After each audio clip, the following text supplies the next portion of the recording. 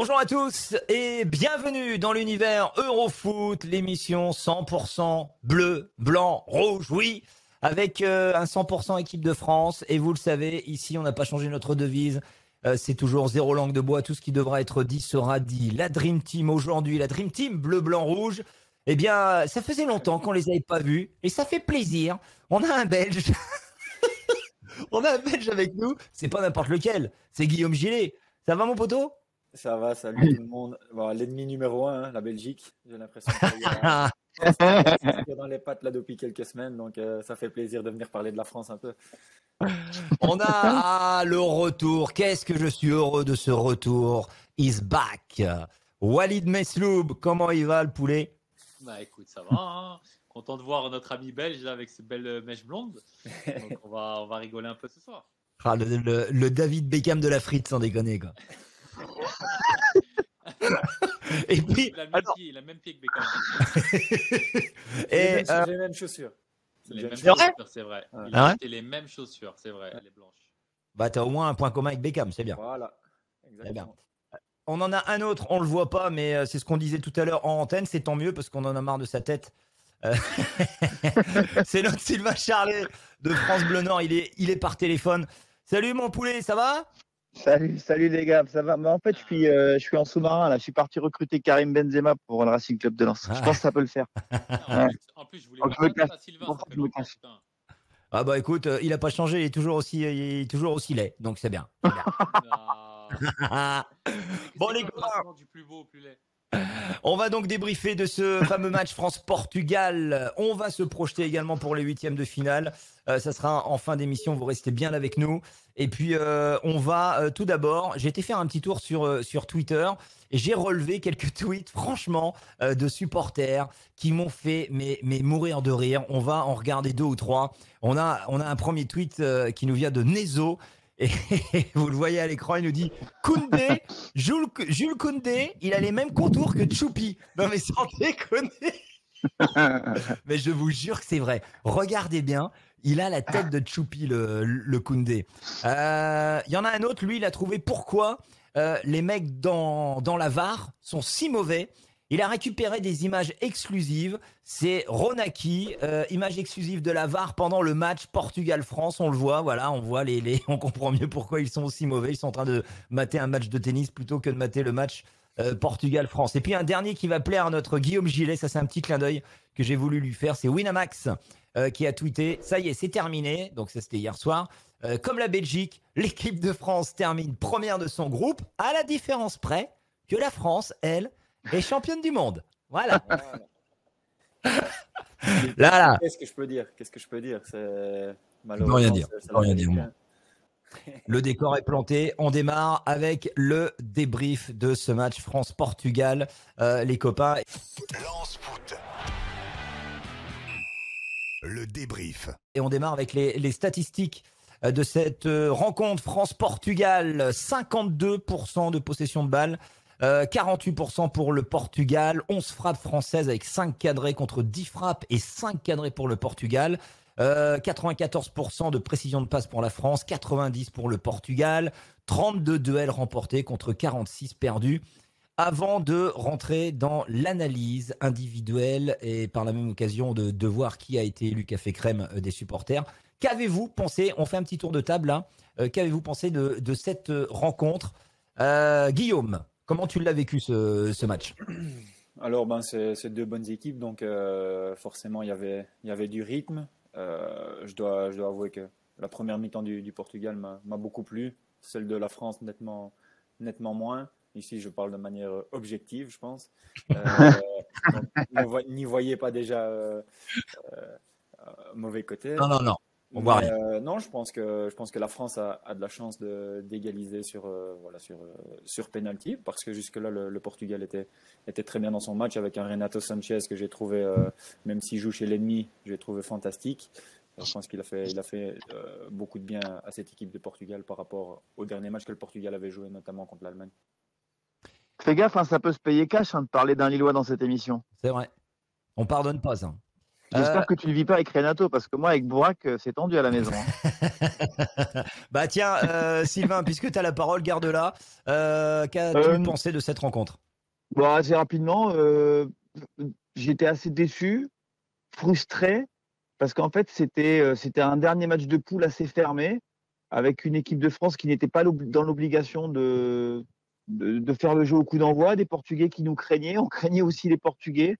Donc, je suis resté sur ma faim. Après, il y a des faits de match qui font que ça a fait monter l'adrénaline. Mais voilà, c'était un dernier match de poule, moi, qui m'a pas forcément convaincu dans le jeu. Voilà, il y avait du suspense, il y avait ce qu'il fallait, mais dans le jeu, voilà, j'ai pas passé une superbe soirée de football. Walid, alors toi, je sais, Walid, que tu étais partagé entre le Portugal, la France. Chez toi, c'était compliqué. Il y a des supporters des deux équipes. Comment t'as, qu'est-ce que tu penses de ce match? Bah, nous, on est contents de partout. Je pense que tout le monde est content à la maison. Après, je rejoins Guillaume sur la physionomie du match. Je trouve que la France n'a pas fait une bonne première mi-temps, un peu comme la Belgique face au Danemark. Et ça, c'est un petit clin d'œil pour Guillaume. Ouais, tout à fait. Mais non, mais dans l'ensemble, je pense que comme il y avait relativement pas beaucoup d'enjeux pour la France, Ouais. parce Mm. qu'ils savaient qu'ils étaient qualifiés, même si on dit oui, mais la première place c'est toujours mieux, il y a quand même un relâchement qui s'est senti et le match était plaisant, mais comme Sylvain, c'est vrai que je suis resté un peu sur ma faim. On va revenir sur quelque chose qui avait quand même marqué. On sent les Français beaucoup plus friables défensivement, alors que face à l'Allemagne, on louait le bloc équipe.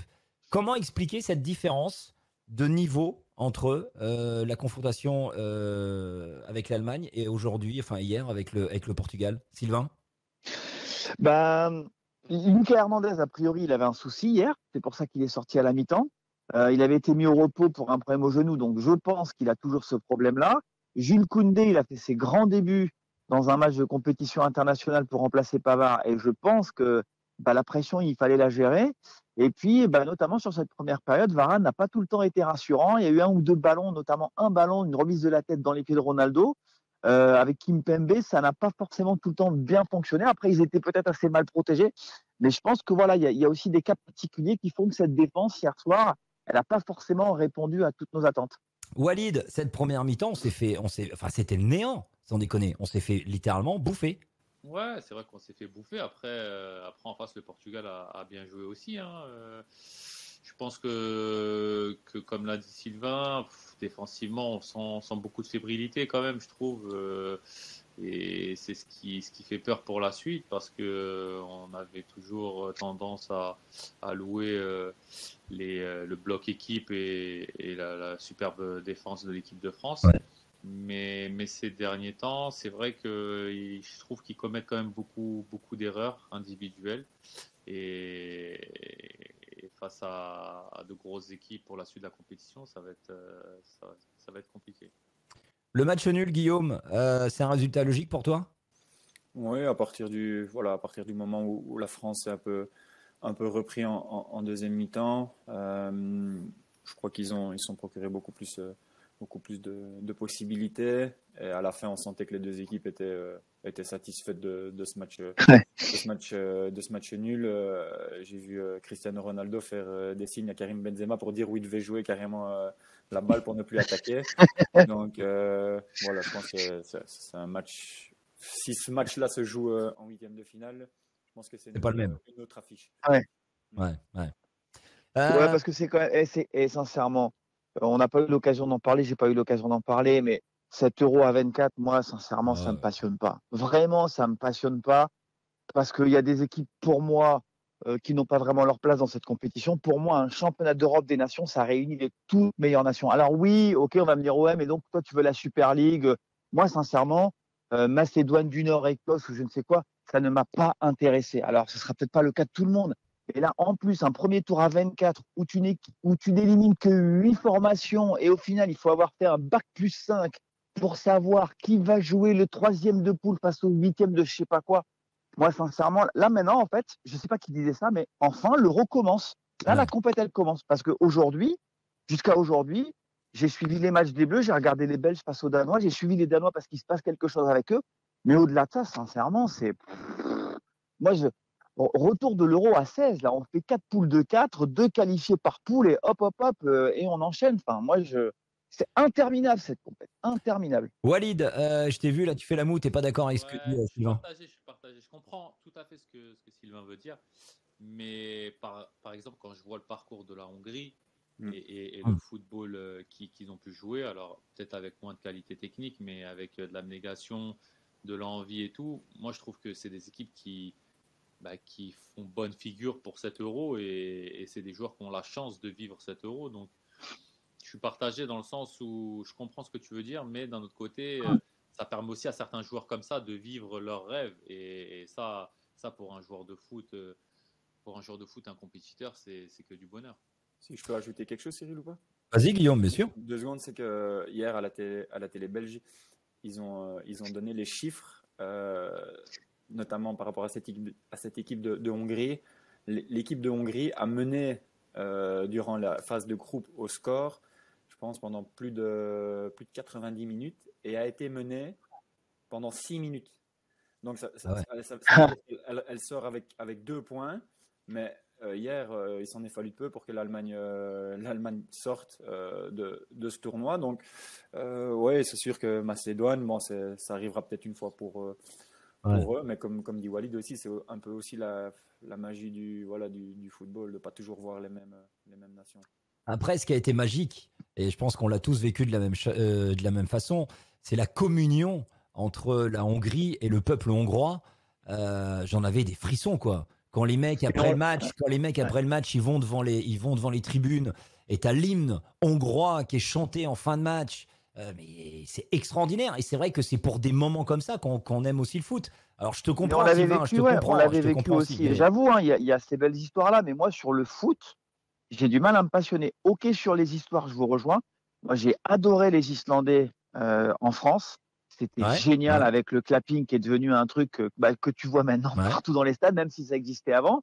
Il y avait aussi, vous vous rappelez, je sais pas, il y avait les Irlandais. Les Irlandais, avec l'hymne des Irlandais qui avait été repris par tout le monde. Ça, d'accord, voilà. Ok, il y a de belles histoires. Ok, je comprends ce que vous dites, les gars, que dans une carrière, tu as envie de vivre ce genre de moment. Et c'est une chance inouïe. Mais moi, voilà, vraiment, je me place en tant qu'amateur de ballon. J'ai du mal à me passionner, en fait. Voilà, en tant que spectateur, en fait. Et comme j'ai du mal à me passionner sur certains matchs, des premiers tours de Ligue des Champions, des premiers tours de Ligue Europe, mais voilà.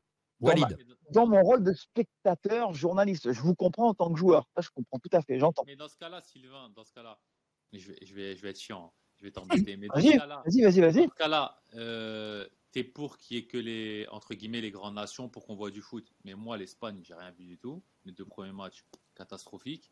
L'Allemagne, j'ai rien vu du tout.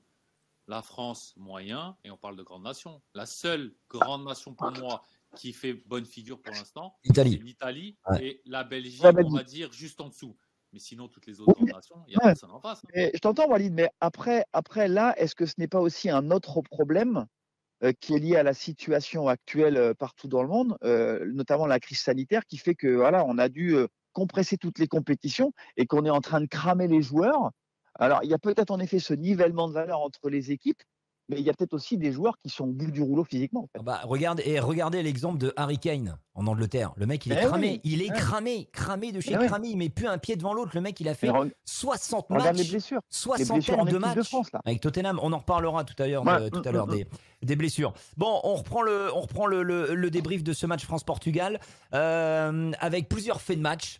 Le premier, on va le voir en vidéo, c'est la sortie de Lloris, bien évidemment, qui amène le penalty. Rapidement, petit tour de table, parce qu'il y avait quand même une petite polémique.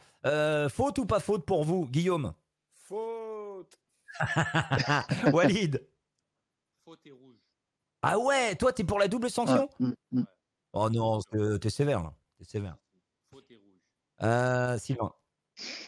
Faute et rouge parce qu'il y a le point et le coude, la totale. Ouais, mais attends, il est limite KO, le Danilo. Après, ça aurait été différent s'il avait pris le ballon. S'il avait pris le ballon, comme on protège tous les gardiens, et là, il aurait été sauvé, il aurait été immunisé. Mais là, pour moi, en effet, c'était pénalty. Danilo, il est costaud physiquement et qu'il se relève. Parce que là, oui, bien sûr. Tu prends un joueur comme moi, ça y est, tu le revois plus pendant 6 mois. Mais ce ballon, un duel comme ça au milieu de terrain avec un joueur, actuellement, le gars, c'est rouge. Hein. Bam, au revoir, un gars. Ouais, je sais pas. Volontaire, involontaire. Moi, la double sanction, je la trouve assez sévère, la double sanction. Franchement. Après, le gros avantage, c'est que Danilo, il a pu oublier qu'il joue au PSG grâce à ça. Pas mal. Oui, tiens, Walid, justement, tu voulais tacler par derrière Lloris, toi. Hein. Ouais, je l'ai pas trouvé très très rassurant. Alors, il y a cette faute qui pour moi méritait rouge tout de suite, donc qui met l'équipe de France en difficulté. Et après, bon, il y a 2 pénaltys où il est, même si je sais que c'est compliqué un pénalty, mais il est hors sujet, donc il est pas plus décisif que ça. Et depuis le début, je l'ai pas trouvé très rassurant, ni à des moments décisifs sur des arrêts, un peu comme tu vois le gardien du Portugal qui sort quand même des arrêts monstres. Hugo Lloris, je n'ai pas trouvé très rassurant, donc j'espère qu'il va nous sortir de grandes parades pour la suite. Ouais, il n'a pas encore sorti. Hein. C'est vrai qu'il n'a pas encore sorti un arrêt de ouf comme il est habitué à nous offrir.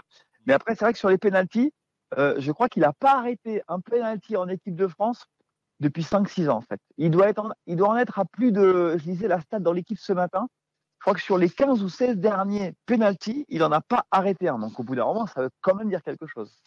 Tu as le but contre la Hongrie, il le prend premier poteau, c'est un but, bon, tu peux quand même l'éviter pour un gardien de haut standing, hein, je parle, mais c'est pour ça que je te dis, il n'a pas fait d'arrêt décisif. Mais même la saison qu'il a fait avec Tottenham, hein, c'est pas une super saison, hein. Moyen, hein. C'est pas le grand Hugo Lloris. Autre faute, l'action de Kylian Mbappé, penalty ou pas penalty pour vous. Là aussi, il y a beaucoup de polémiques. Walid, je vois que Walid. Guillaume, il a la bonne réponse. Je sais que Guillaume, il pense comme moi. Allez, bon, Walid. Jamais penalty, jamais de la vie. Jamais penalty. Jamais. En tout cas, à ce niveau-là de la compétition, il y a jamais penalty. Pour des joueurs à ce niveau-là, il y a jamais penalty. Guillaume. Non, je suis d'accord avec Walid. Et c'est pour ça que j'ai dit tout à l'heure que la France avait de la chance d'égaliser en première mi-temps, en fin de première mi-temps sur ça, parce que c'est un cadeau. Bon, après, on reviendra sur une autre phase plus tard dans l'émission, mais pour moi, là, il n'y a pas pénalty. Sylvain, tu es d'accord avec tes 2 acolytes? Non, pas du tout. Alors, pas du tout. Et je joue pas un rôle. Hein, parce que je me suis dit, en fait, le souci, c'est que ce genre de faute n'est jamais sanctionné. Jamais. Donc hier, c'est enfin sanctionné, parce qu'en fait, Semedo, à aucun moment, il joue le ballon. Hein. Semedo, son objectif, c'est de couper la trajectoire, la course de Kylian Mbappé. Il joue pas le ballon. Après, ok, le ballon, il est loin, personne ne va pouvoir le prendre. Et à aucun moment, il joue le ballon. Mbappé, il a les yeux sur le ballon, Semedo, il a les yeux sur Mbappé. Walid. En fait, tu as raison, oui et non. Tu as raison où il y a pas très souvent des fautes qui sont sifflées de ce genre-là. Mais là où l'arbitre doit avoir une interprétation, on va dire, logique, c'est qu'il n'a jamais le ballon. Le ballon, c'est fini, le ballon, il est dans les tribunes. Il n'a plus le ballon, Mbappé. Donc, Mbappé, tu vois un peu dans les images qu'il en joue un peu avec l'expérience, il plonge et tout. Bien sûr. Jamais faute. Si le ballon est à côté, oui, je te dis tout de suite, il y a penalty. Mais là, ça y est, c'est fini. L'action, elle est finie. Il n'y a pas penalty. Ouais, ok. Donc là, ok, donc on va dire que le penalty, c'est cadeau. Par contre, je suis désolé, les gars, dernier fait de jeu, c'est l'action de Coman en fin de match. C'est ouf. Non, mais sans déconner, que fait la VAR? C'est ouf. Vous allez voir la vidéo. Moi, j'aimerais savoir si les mecs de la VAR, ils sont notés. Tu sais, après un match, c'est pas possible. Mais normalement, oui. Mais c'est pas possible. Les mecs, tu peux plus jamais les revoir dans un camion, à part pour vendre des frites. Il y a un truc qui va être génial bientôt, parce que ça va venir là. J'ai lu que Aulas l'avait dit dans une interview. Labrune l'a dit. Alors après, je sais pas ce que ce sera au niveau européen, mais bientôt, notamment pour valoriser le produit de la Ligue 1, on va mettre des micros sur les arbitres. Ouais, j'espère que ce sera aussi le cas au niveau européen. Et là, ça va tout changer, parce que là, on va savoir ce qui se dit entre le central et les mecs de la VAR. Et là, ça va être marrant. Ouais, enfin, c'est des yeux qu'il faut leur acheter aux mecs de la VAR. Hein. C'est pas des micros, hein, sans déconner, Guillaume. Je vais créer une petite polémique. Vas-y. Guillaume, je vais créer une petite polémique. Mais je pense qu'ils se sont consultés. Le match était quasiment fini et ils se sont dit, on va pas foutre la merde, on laisse un 2-2. Tu crois ça? C'est sûr. Je te rejoins, Walid. Moi, j'ai de l'expérience comme Guillaume dans le foot. Il y a beaucoup de joueurs qui ont parlé des 2 côtés avec l'arbitre. Et je pense qu'il n'a pas voulu foutre la merde. À ce point-là, Guillaume. Ça s'entend. Guillaume Gillet. Ah, Guillaume, il a bugué. Tu vois, là, ça y est, on commence à parler de magouille et compagnie. Ça y est, notre Guillaume, il a bugué. Mais c'est vrai, souvent, déjà, entre le central et la VAR, il y a quand même des consignes qui ne sont pas claires et nettes. Mais l'idée, c'est, on dit aux gens de la VAR, si tu peux éviter de déjuger trop souvent le central, ce serait quand même bien. Parce que bon, il ne faudrait pas non plus que toutes les 3 minutes, on revienne sur ces décisions. Donc, il y a quand même de temps en temps des moments où la VAR se couche au profit du central. Ouais. Mais en plus, ce qui m'interpelle, c'est que cet arbitre-là, c'est un top arbitre. Hein. Ouais. C'est un superbe arbitre. Hein. Il a une bonne réputation. Il est un des meilleurs. Et voilà, il fait partie des meilleurs. Donc, de Mm. voir ça, et à la fin du match, tu vois, j'ai tout de suite pensé à ça en tant que joueur. Je me suis dit, bon, il ne veut pas se mouiller. Il veut 2-2, tout le monde est content, tout le monde est qualifié. Guillaume, tu m'entends ? Ouais, Guillaume, vas-y, on t'entend. Je suis revenu. Moi, je vais plus loin que Wally. Dans le petit camion, là, ils se sont dit, les gars, on a fait un ticket prono 2-2. Surtout, on ne siffle plus rien. Et on en reste là. Voilà. Les mecs, ils ont joué au paris sportif. Non, pop, attends, j'ai mis match nul. Gérard, putain, j'ai mis 10 €. Bon, ok. Sa cousine. Tiens, on va. Guillaume, toi, tu voulais payer justement, puisqu'on était sur la faute sur Coman. Tu voulais payer un café crème à Coman. C'est vrai que son entrée a tout changé. Hein. Alors, Walid dit que je suis un grand fan du Bayern. Donc, Coman, c'est un joueur du Bayern depuis de nombreuses années. Et j'ai toujours adoré ce joueur. Et là, c'était sa première rentrée d'ici durant l'Euro. Donc il a fallu attendre 3 matchs pour voir ce joueur sur le terrain. Et je trouve ça un peu dommage, mais on a tout de suite vu qu'il avait les jambes en feu. C'est quelqu'un qui percute tout le temps, qui peut faire mal en 1 contre 1. Quel joueur. Et donc je pense que sur la fin de la compétition, il aura certainement plus de temps de jeu, je pense. Ouais, il est victime. En fait, il est victime du système et des choix et du pragmatisme de Deschamps, en fait. C'est-à-dire que hier, Deschamps, il avait un peu la même idée que lors du mondial. Alors, pendant le mondial, il avait Matuidi dans son 4-2-3-1 qui jouait ailier gauche. Là, il a mis Tolisso ailier droit. Ailier droit. Vous comprenez ? Milieu offensif droit. Ça veut dire qu'aujourd'hui, il préfère. Là, en fait, il voulait, je pense, bloquer Guerreiro, parce qu'on connaît les montées de Guerreiro, l'ancien Lorienté, dans cette équipe portugaise. Et donc, il voulait surtout bétonner défensivement. Moi, j'aimerais, face à la Suisse, par exemple, en 8e de finale, je dis, alors là, ce serait quand même bien qu'on décide de faire le jeu, qu'on ne soit pas trop partisan de d'abord penser à bien défendre, à être bien solide plutôt qu'attaquer. Je pense que ce serait bien de créer un peu de déséquilibre vers l'avant et mettre Coman en haut à droite avec Mbappé à gauche, Griezmann derrière Benzema.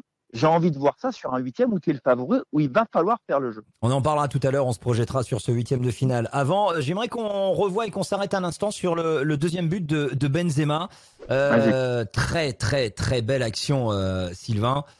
Tu peux nous en parler, c'est encore avec un Pogba là, aux manettes, à la baguette, exceptionnel.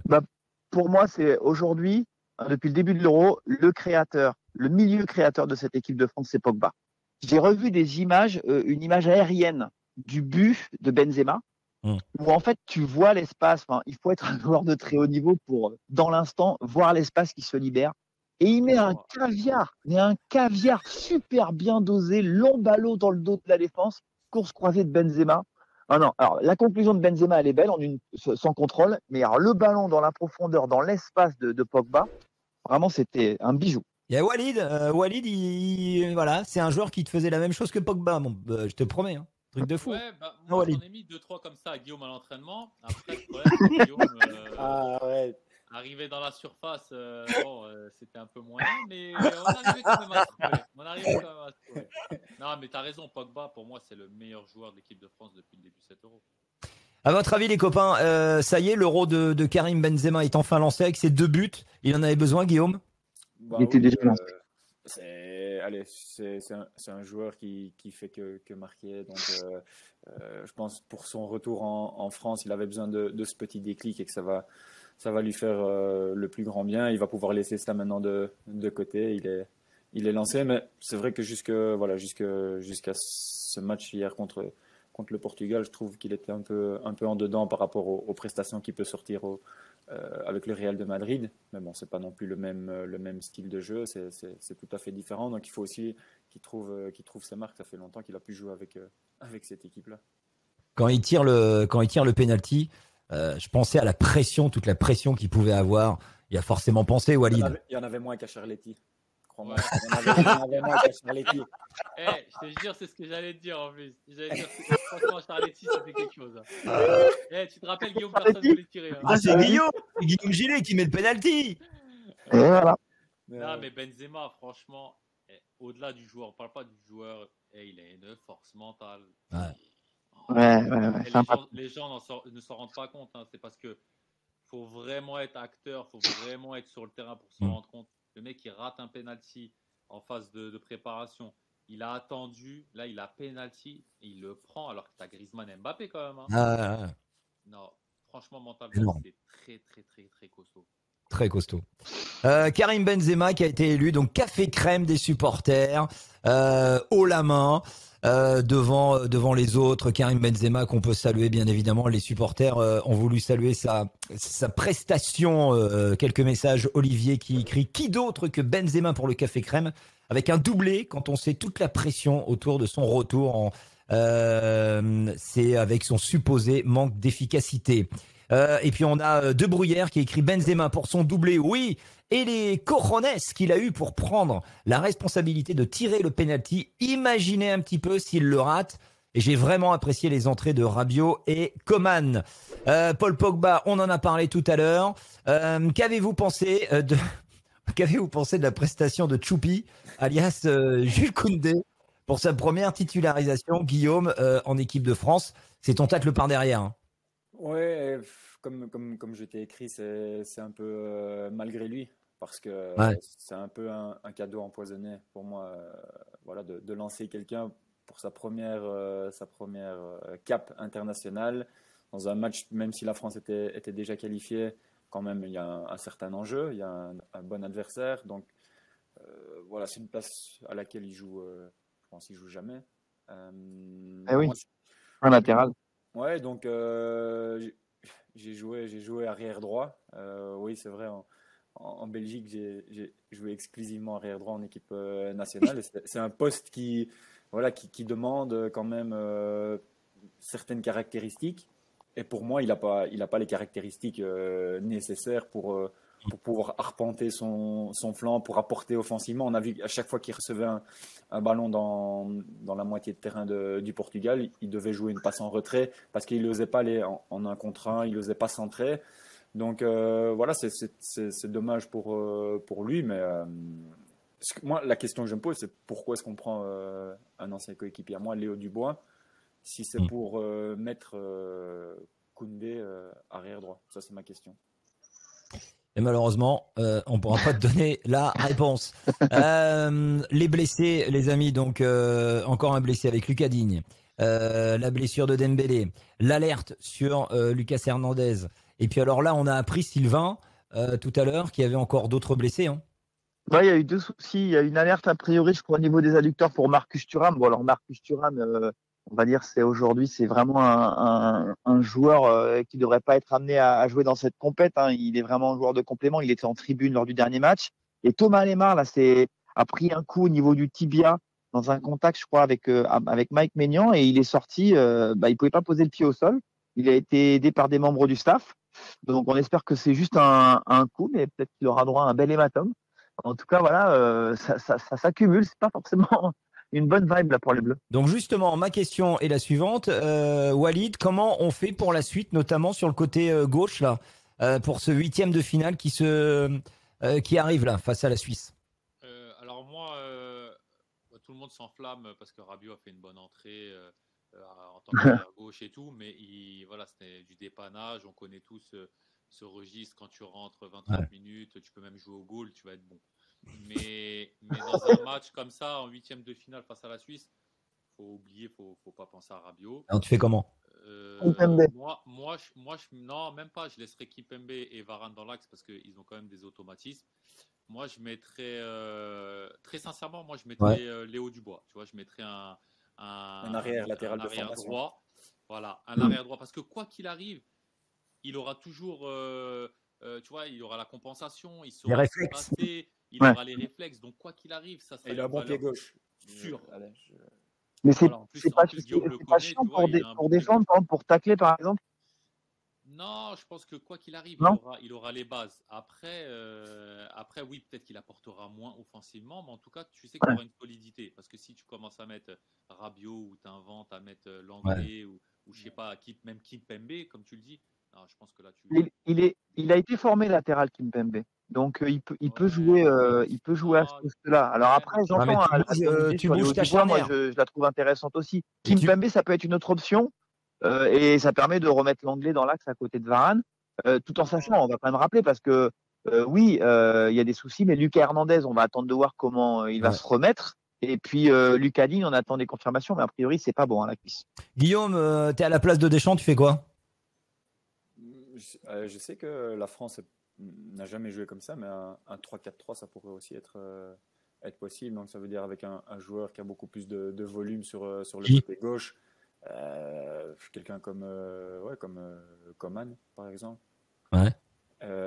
Mais si on reste dans ce registre-là, avec une défense à 4 comme Walid, Léo Dubois, parce que en plus il a un pied gauche vraiment à se demander s'il est droitier ou gaucher. Donc je pense qu'il n'aura pas de difficulté à ce niveau-là, et puis il aura ce qu'il faut pour bien défendre. C'est le plus important.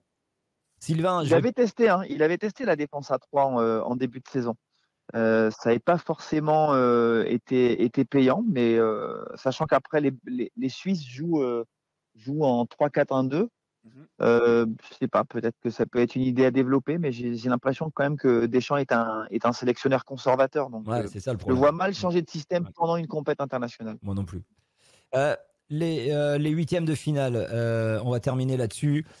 Avec donc le tableau, ça y est, on le connaît.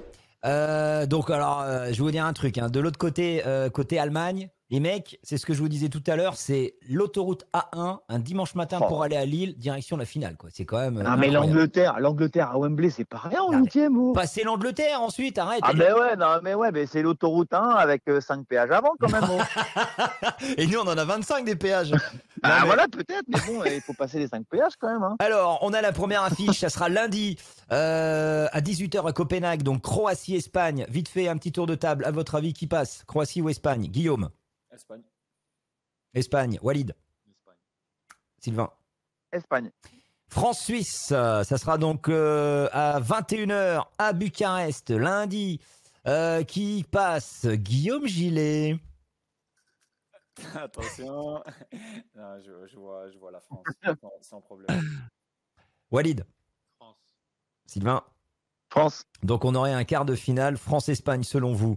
Ensuite le dimanche on aura Belgique-Portugal. Oh là là là là là là. Et ça c'est le match de ces huitièmes de finale.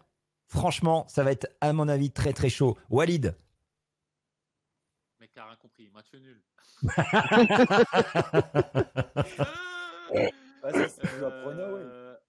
Vas-y dis.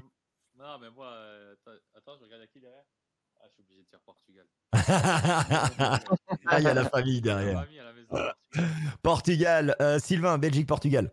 Belgique. Guillaume? Belgique. J'aurais adoré qu'ils disent Portugal. Donc Belgique-Portugal, ok. Italie-Autriche. Bon, rapide. Guillaume? Italie. Ouais. Walid? Italie. Ouais. Sylvain? Italie. Donc Belgique-Italie.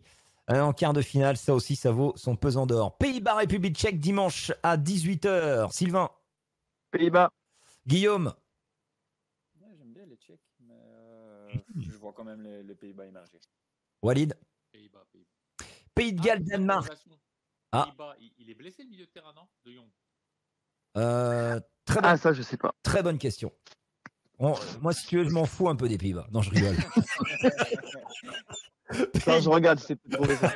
Tu vas juste en vacances, c'est ça? Je suis à Amsterdam, moi, c'est ça. Non, mais c'est Luc de Jong. Tu confonds avec le mec du Barça, c'est l'attaquant de pointe en fait, qui est blessé. Euro terminé. Luc de Jong. Il confond, Walid, il confond. Pays de Galles, Danemark. Je m'en fous du Pays-Bas aussi. Un Pays de Galles, Danemark, Walid. Danemark jusqu'au bout, Danemark. Guillaume. Eh oui. Je ne sais plus en quelle année c'était que le Danemark avait Danemark, fait. 2002, je crois. Magnifique. 92. Oh putain, 92, oui, mais il y a un 2 dedans, c'est bon. Ça me rappelle. Guillaume. Ouais, le Danemark. Danemark. Sylvain. Mais oui, le pari du cœur, le Danemark.